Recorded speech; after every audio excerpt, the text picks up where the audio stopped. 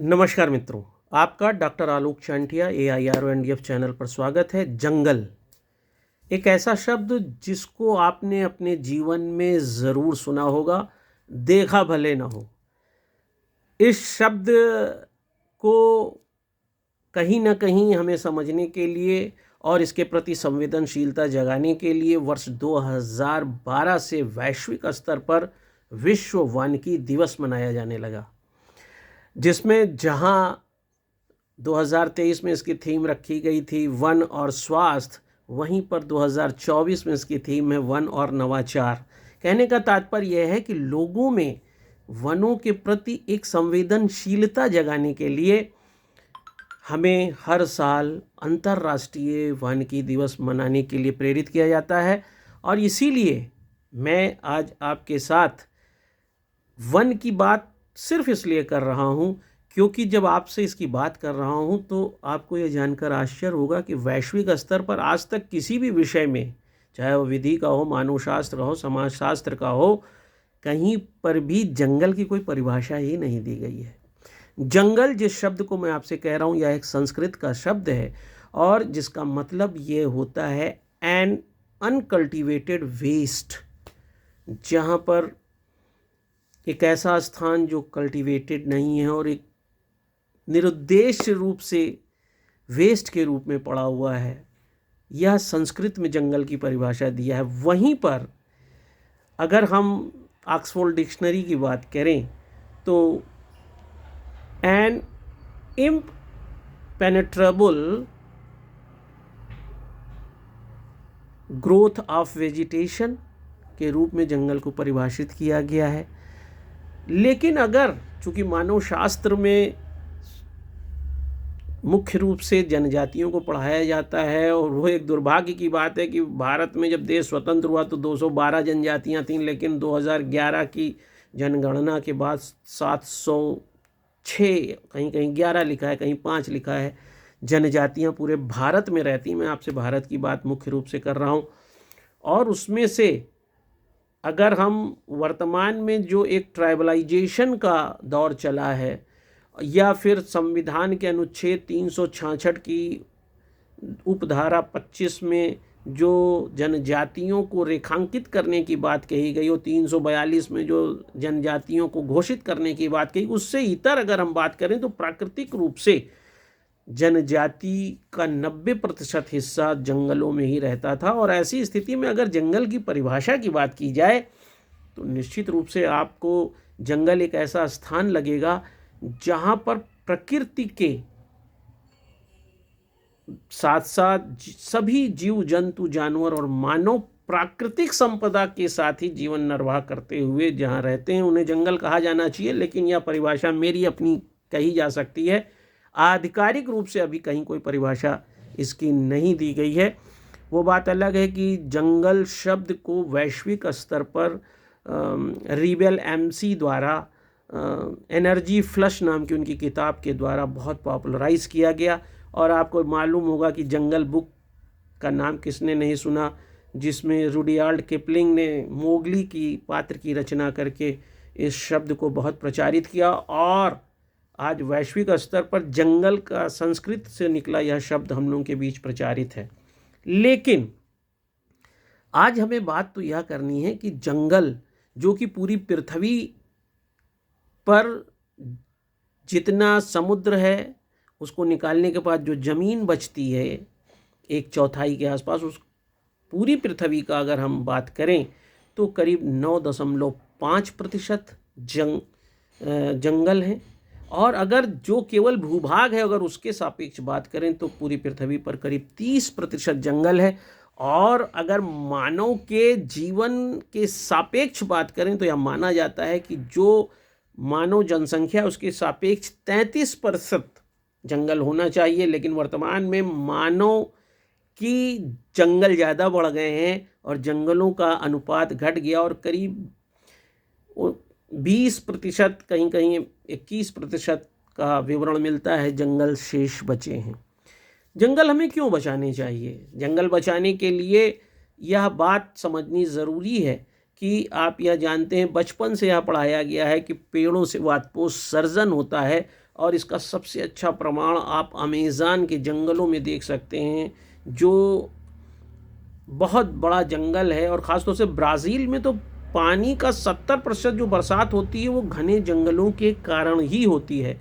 तो एक बात तो साफ़ है कि जंगल जितना अधिक आप लगाएंगे, पानी की मात्रा आपके यहाँ उतनी अच्छी रहेगी। जितना पानी बरसेंगे, मिट्टी में उतनी नमी रहेगी। लेकिन इसके साथ साथ यह समझने की भी हमें आवश्यकता है कि अभी आपने देखा कि कोरोना आया था। कोरोना वायरस का नाम आपने सुना, वायरस का नाम आप सुना। आप जो शरीर हमारा देख रहे हैं, अपना देखिए, उसमें कम से कम 2.3 ट्रिलियन जो वायरसेस हैं, उनके जो डीएनए है, हमारा जो पूरा डीएनए है, उसका 7% डीएनए वायरस से बना होता है। और जहाँ पर जब वायरस की बात आती है तो दो बातें मैं इस वीडियो के माध्यम से आपको बताना चाहता हूँ। एक तो आप जानते हैं कि अगर हिंदी में इसे कहें विषाणु, तो कितना क्लियर है कि एक ऐसा अणु जो विषाक्त है। जीवाणु एक ऐसा जीव है, एक ऐसा अणु जो जीव है, जिसमें जीवन है। इसीलिए जब हम विषाणु कहते हैं, जिसे आप वायरस कहते हैं, वह मृत और जीवित के बीच की कड़ी मानी जाती है।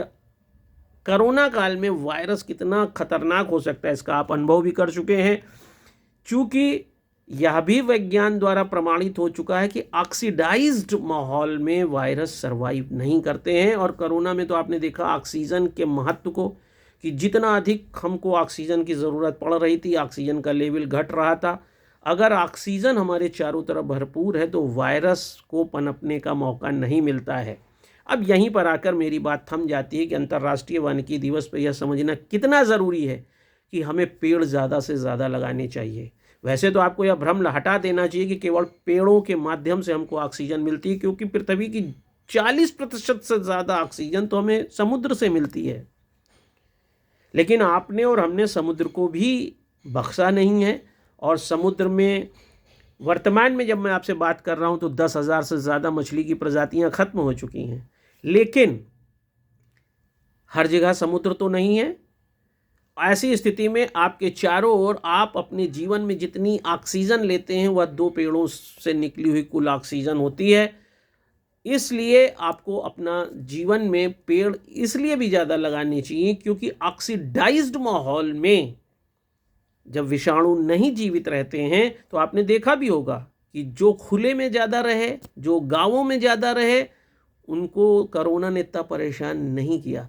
लेकिन जब हम कंक्रीट के जंगलों में रहने वालों की बात करते हैं तो कोरोना ने उन लोगों के लिए काल का काम किया। इसलिए वन के प्रति हमें सचेत होना चाहिए, हमें जंगल को बचाना चाहिए। दूसरा, मानव शास्त्र का एक विद्यार्थी होने के नाते भी मैं आपसे यह कहूँगा कि हम एनवायरनमेंट की बात करते हैं। एनवायरनमेंट मीन्स कि जब हमारे और वातावरण, एटमॉस्फेयर के बीच में सब संपर्क हो। एटमॉस्फेयर का मतलब ही है कि गैसियस फॉर्म जो है उसकी बात हम कर रहे हैं, और उस गैसियस फॉर्म में ऑक्सीजन की बात आ जाती है। तो अगर एनवायरनमेंट पल्यूट हो रहा है तो आपका जीवन कहीं ना कहीं पेड़ों से दूर हो रहा है। और इकोलॉजी की बात आप करें, अगर पारिस्थितिकी की बात करें, तो आपको सिर्फ यह लगता है कि कोई जीव जंतु हमारे लिए उपयोगी है कि नहीं। इवन यहाँ तक कि आप चूहे को भी इसी आधार पर देखते हैं कि वह कितना उपयोगी है या नहीं है। लेकिन प्रकृति ने, उसने खाद्य श्रृंखला में उन्हें क्यों बनाया है, वह क्या कर रहे हैं, इस बात को समझने के लिए अभी मानव ने अपनी संस्कृति का इतना विस्तार नहीं किया कि वह हर कीट पतंगे के बारे में बता सके कि वह क्यों होते हैं। उसने अपने ज़रूरत के लोगों को तो पता कर लिया कि मधुमक्खी से शहद उसको मिल रहा है, कुत्ता उसके घर की रक्षा कर रहा है, गाय से उसे दूध मिल रहा है।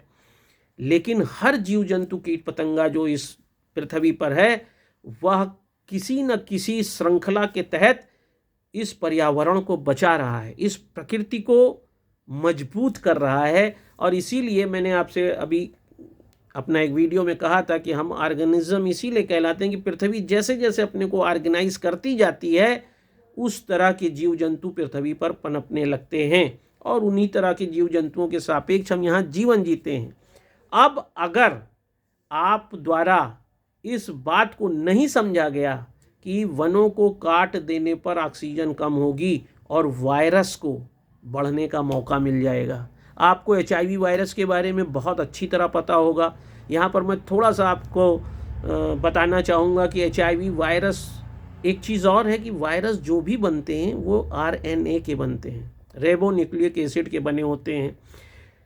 लेकिन इस वायरस के जो केंद्र में एक एंजाइम होता है जिसे रिवर्स ट्रांसक्रिप्टेज कहते हैं, जैसे ही कोई वायरस किसी भी मनुष्य के शरीर पर अटैक करता है तो यही रिवर्स ट्रांसक्रिप्टेज RNA को DNA में चेंज कर देता है।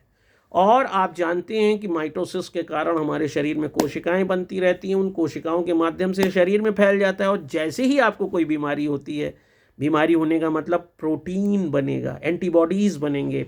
एंटीबॉडी का मतलब ही प्रोटीन हो गया, और जैसे ही प्रोटीन बनेगा ये वायरस उनसे अटैच हो जाते हैं और आप एक गंभीर बीमारी की गिरफ्त में आ जाते हैं। HIV यही है और यही कोरोना है। इसलिए आपको यह समझना होगा कि जो वायरस है उसको कम करने के लिए हमें जंगल बचाना होगा, हमें आर्द्रता बढ़ाने के लिए जंगल बचाना होगा।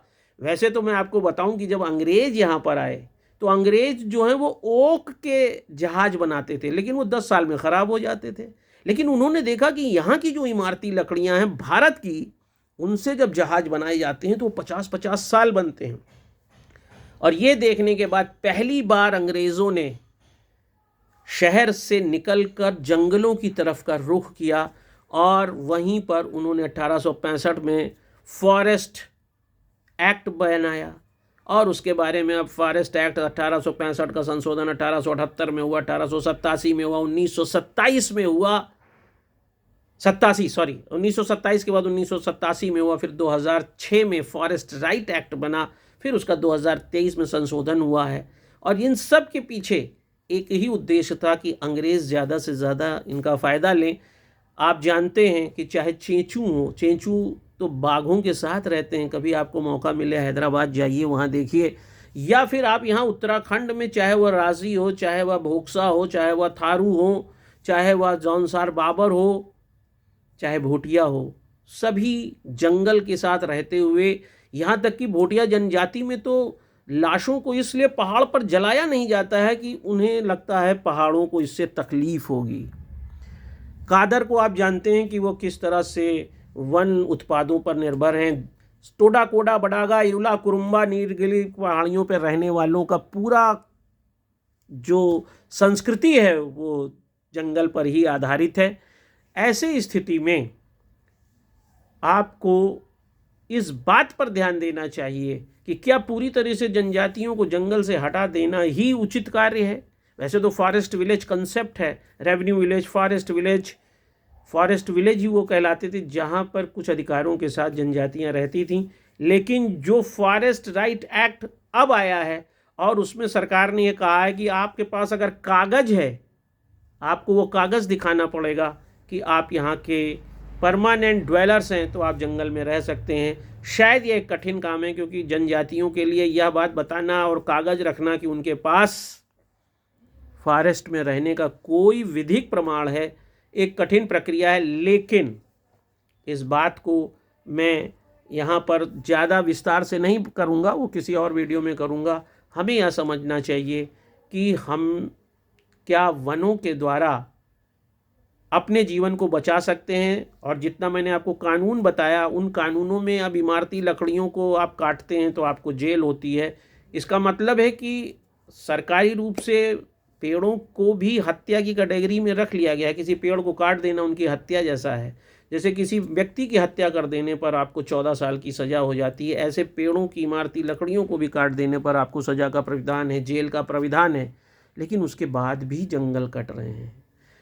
जिस तरीके से जंगल काटे जा रहे हैं, जंगल घटते जा रहे हैं, उससे यह स्थापित है कि जीवन में मानव अपने जीवन को चलाने के लिए दूसरे सारे प्राणियों को अनदेखा कर रहा है। आप देखते हैं अब शहरों में जिस तरह बंदर आने लगे हैं, चीते आने लगे हैं, भालू आने लगे हैं, बाघ आने लगे हैं, जो यह बताता है कि एक तो जंगल कम हो रहे हैं, फिर खाद्य श्रृंखला बिखर रही है, उनको भोजन नहीं मिल रहा है।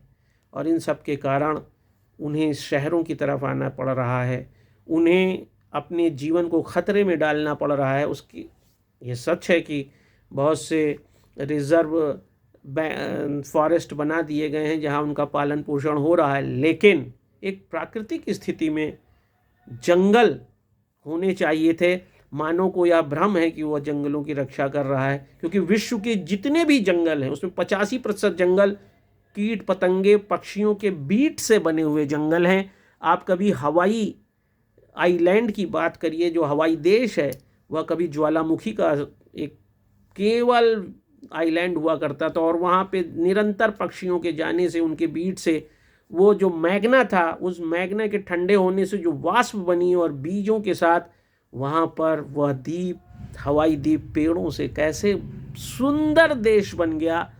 इस बात को जब आप समझेंगे तो आपको समझ में आएगा कि आपको एक पक्षी को जीने का मौका देना चाहिए, क्योंकि आपसे ज़्यादा वह जंगलों का निर्माण कर रहा है, आपसे ज़्यादा वह पर्यावरण का प्रहरी है। तो जब आप जंगल की बात कर रहे हैं तो आपके प्रयास से कुछ नहीं होने जा रहा है। आपको सिर्फ यह करना है कि जियो और जीने दो का दर्शन जो है उसे आपको सिर्फ अपनाना है, क्योंकि अगर आप जीना चाहते हैं तो दूसरे को भी जीने का मौका दीजिए, ताकि आपके कर्तव्य से आपका मानवाधिकार गरिमापूर्ण जीवन सुनिश्चित तभी हो पाएगा जब आप केचुआ मार देंगे तो किसानों के ज़मीन में उपजाऊपन नेचुरल तरीके से नहीं होगा। अगर आप तितली मार देंगे, अगर आप मधुमक्खी मार देंगे, जिस तरह से टावर्स लगाए जा रहे हैं, उन टावर की जो वेवलेंथ है उनके कारण मधुमक्खियाँ का सर्वाइवल कठिन होता जा रहा है। इस पर आपको विचार करना चाहिए। अगर जंगल ख़त्म हुए, मधुमक्खियाँ ख़त्म हो गई, तो आप ये जान लीजिए कि कितनी वनस्पतियाँ, लाखों वनस्पतियाँ ख़त्म हो जाएंगी, क्योंकि उनका परागण ही नहीं हो पाएगा। इन सारी बातों को समझने के लिए हमको जंगल बचाना होगा, और जंगल बचाने के लिए हमें आपको जनसंख्या नियंत्रित करना होगा, नए जंगल बनाने होंगे, और नए जंगल बनाने के लिए हर शहर में एक संरक्षित जंगल होना चाहिए।